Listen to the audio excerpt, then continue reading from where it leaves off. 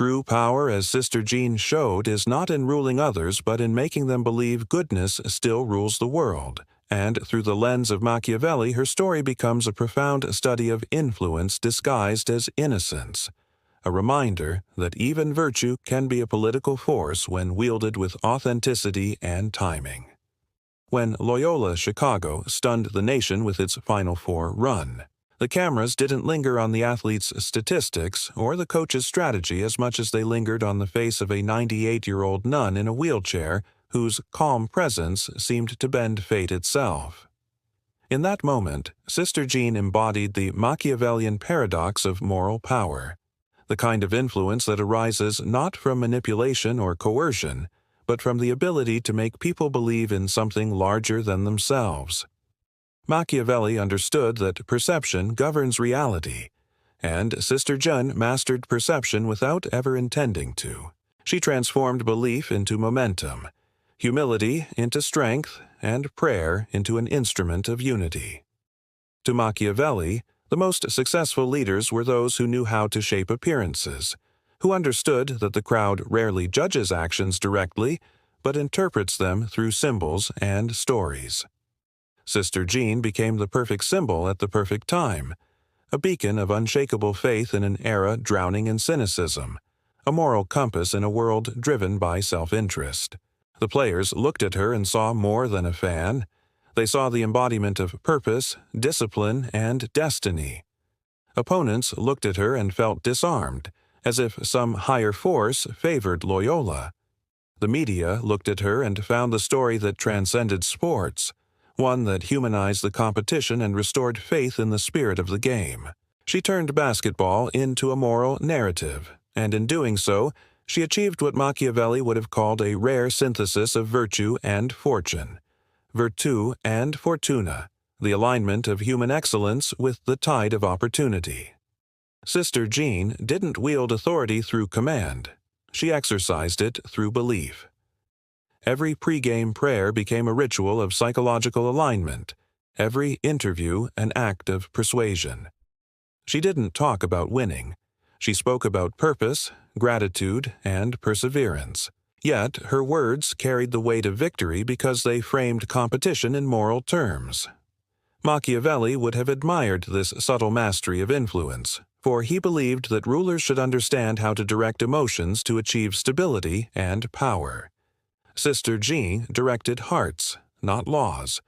She ruled not from a throne, but from a wheelchair, her crown invisible but undeniable.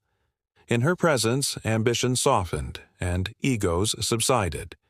She made those around her want to win not for personal glory, but for something sacred. That is the essence of moral statecraft, the kind Machiavelli knew was the hardest to sustain because it depends on faith, not fear. Her rise to international fame was not accidental.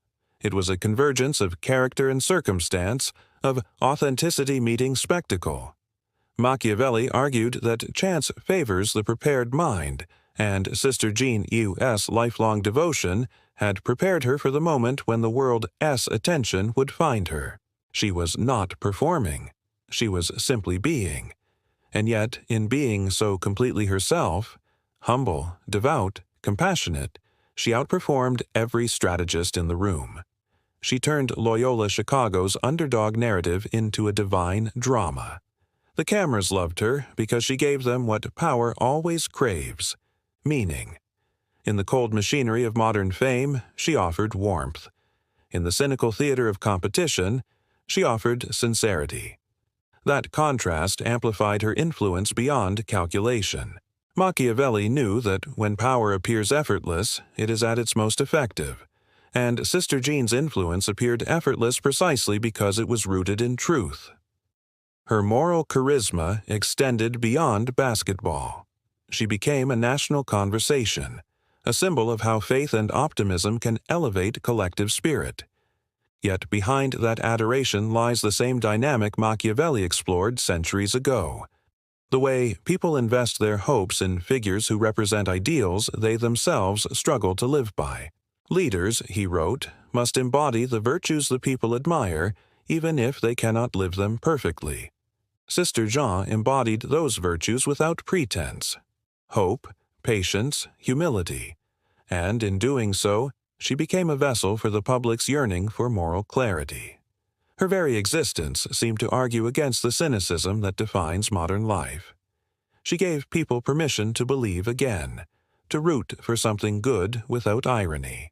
That belief became a force of its own, lifting her team, inspiring millions, and subtly rewriting the narrative of what power looks like. If Machiavelli were alive to observe her, he would not see naivety. He would see mastery.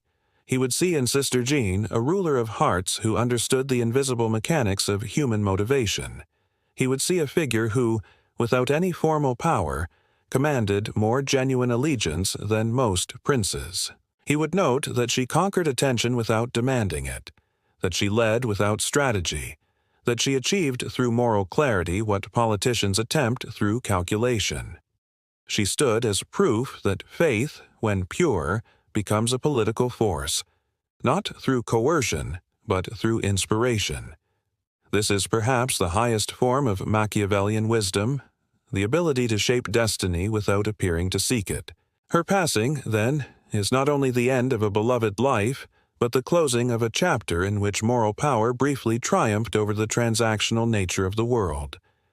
In her death, as in her life, the symbolism endures. Machiavelli would remind us that the memory of virtue often outlasts the structures of power built around it. The memory of Sister Jean will continue to inspire because she achieved what the prince could only dream of: a legacy untarnished by ambition. Her authenticity was her armor. Her faith was her strategy. Her kindness was her command. And all of it worked because it was real. In a sense, Sister Jean demonstrated a Machiavellian truth inverted, that to truly master the art of influence, one must appear not to seek power at all. She sought only to serve, and yet service became her source of strength. Her words moved athletes to focus. Her faith steadied minds in moments of chaos, and her presence made every game feel ordained. This kind of leadership, gentle yet commanding, emotional yet disciplined, is the most difficult to replicate because it cannot be taught. It must be lived. Machiavelli's prince manipulates fortune. Sister Jean harmonized with it. She did not resist the unpredictable turns of life. She met them with grace. That grace became her fortress, her protection against the corruptions that often accompany fame. As the news of her passing spread, the world mourned not just a nun or a sports icon, but the loss of an idea, that goodness, humility, and belief can still matter in the public sphere. For Machiavelli, such belief is the foundation of every durable power, because even fear and force crumble when the heart no longer consents. Sister Jean's gift was that she made hearts consent willingly. She showed that leadership can emerge from compassion as effectively as from calculation. She proved that the human spirit, when animated by integrity, can achieve what ambition alone cannot. Her story forces us to confront a deeper truth about power, that it is not confined to offices, thrones, or wealth, but lives in the ability to inspire and unify.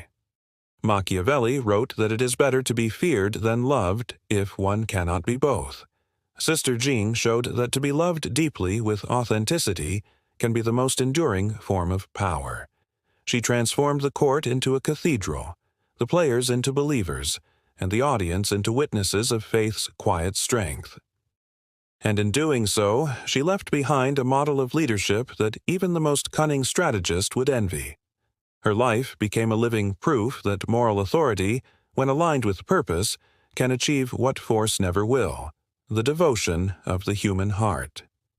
True power, as Sister Jean showed, is not in ruling others but in making them believe goodness still rules the world, and in that belief she conquered something greater than victory.